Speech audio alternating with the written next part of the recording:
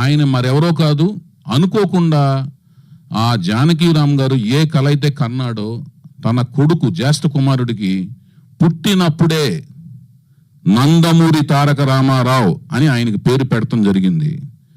అతను ఒక కళ కన్నాడు, ఏ కళ అయితే కన్నాడో ఆ కళ పుట్టినరోజే ఆయనకి నందమూరి తారక రామారావు అని వాళ్ళ తాతగారి పేరుని ఒక కళ కని, ఏదైతే ఇతను ఫ్యూచర్లో అంతటి వాడు అవ్వాలి, అలాంటి వాడు అవ్వాలని ఒక కళ కని ఆయన అతనికి నందమూరి తారక రామారావు అని పేరు పెట్టడం జరిగింది.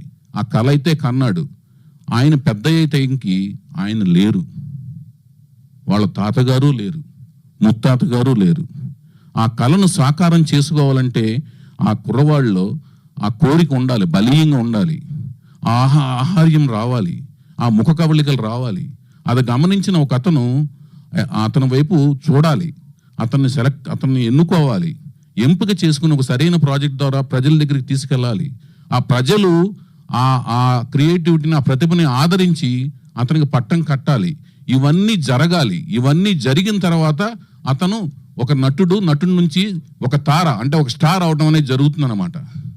ఆ కళ కన్నాడు. కళ కన్న తర్వాత మొట్టమొదటి నేను చెప్పిన స్టేజ్ ఏంటంటే ఆ కుర్రోడ్లో తపన ఉండాలి, ఆ మంచి లక్షణాలు ఉండాలి, ఆ ఆహార్యం ఉండాలి. అవన్నీ ఇంకొక దర్శకుడికి నచ్చాలి. ఆ దర్శకుడు అంతకుముందు ఇలాంటివన్నీ చేసి ఉండాలి, మంచి సబ్జెక్ట్ దొరకాలి.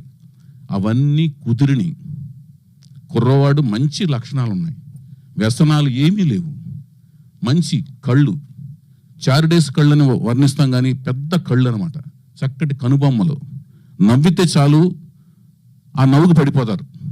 అట్లా ఉంటాడు ఆ కుర్రాడు. 5 అడుగుల 10 నుంచి 11 అంగుళాల మధ్యలో ఉంటాడు. మంచి దేహదారుఢ్యం, ద్రవిడియన్లా ఉంటాడు, చాలా బాగుంటాడు కుర్రాడు. ప్రసన్న గారికి మనసులోనే అమ్మయ్య అనుకున్నాను, తుమ్మల ప్రసన్న గారికి, ఆ బాలరాజు యాదవ్ గారికి అమ్మయ్య దండాల బాబు అనుకున్నాను. 4వ తరాన్ని రామారావు గారు అంటే ఈ నందమూరి తారక రామారావు అనే పేరుని 4వ తరం వరకు అంటే ఇంకొన్ని ఏళ్ల పాటు కొనసాగించేందుకు దేవుడు, కాలము, ప్రకృతి శాసిస్తోంది అనే ఒక ఫీలింగ్ నాకు మనసులో కలిగింది. అభిమానులకి ఒక ఆనందకరమైన వార్తలాగా నేను ఫీల్ అయ్యాను, నందమూరి వంశాన్ని అభిమానించే అభిమానులకి.